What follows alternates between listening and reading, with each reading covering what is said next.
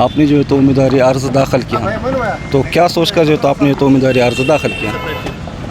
Doctor बाबा साहब अम्बेडकर के दस्तूर के तहत हमें ये मौका मिला है कि हम राजनीति के ऐसे प्लेटफॉर्म पर अपने आप को साबित करें जिनको लोगों के लिए पॉलिसी है, आवाम के लिए वो जो कुछ करना चाहते हैं। और दस्तूर ये कहता है कि आप राजनीति में आकर के लोगों के लिए काम कर सकते हैं।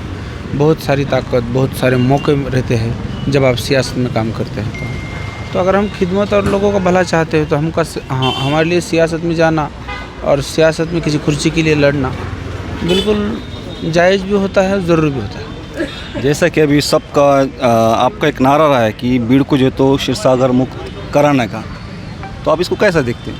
मुझे किसी एक नाम से तकलीफ़ नहीं है, लेकिन जो लोग सदियों से या फिर सालों से हुकूमत में है, आप जाइए ज़रा शहरों में, आज भी 40 साल से लोग रास्ते और नालियाँ मांग रहे हैं। इसका मतलब है कि जो लोग एक ही घर के ताल्लुक़ से हैं और वो सत्ता में है, उनसे काम नहीं हो रहा है, तो फिर आप उन्हें क्यों सत्ता में बिठाते हो बार बार? आप उनके पास पैसे है या फिर उसका नाम बड़ा है राजनीति में, इस ताल्लुक़ से आप कैसे चुन करके दे सकते हो? आप कोई साफ चेहरा देख करके चुनिए। और हमेशा से लोगों का एक तकादा रहा है कि कोई साफ सुथरी चेहरे वाला चेहरा नहीं आ रहा है या फिर कोई लोग नहीं आ रहे हैं, तो लोग हम आ गए हैं।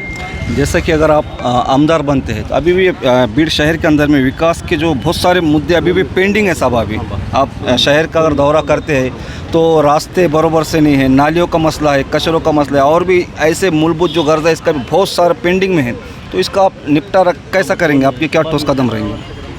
देखो, मेरी उम्मीदवारी एक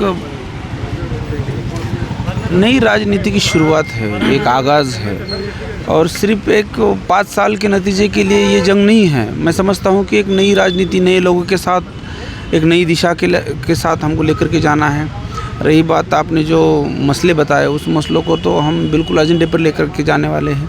अब तक जो सत्ता में थे, जो आपने चुन करके दिए, उन लोगों ने हमारे निजी मामले या फिर रोज़मर्रा की ज़िंदगी में जो बेहतरी ला सकते हैं, रास्ते हैं, नाली है, पानी है, लाइट का मसला है, इस तमाम मसलों के ऊपर यहाँ की सल्तनत और राजनीति ने कोई काम नहीं किया है।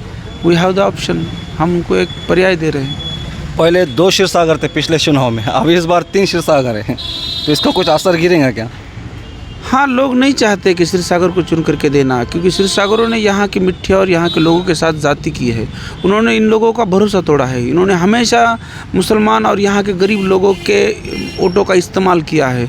जब इलेक्शंस आते हैं तो उनके दिलों में हमदर्दी होती है, उनके सरों पर टोपी और कंधों पर रुमाल आ जाता है, लेकिन जब भी जैसे भी इलेक्शन ख़त्म हो जाते हैं उनको हमसे कोई वास्ता नहीं होता है। मैं उन लोगों के लिए लड़ रहा हूँ और उन लोगों की बात लेकर के लड़ रहा हूँ।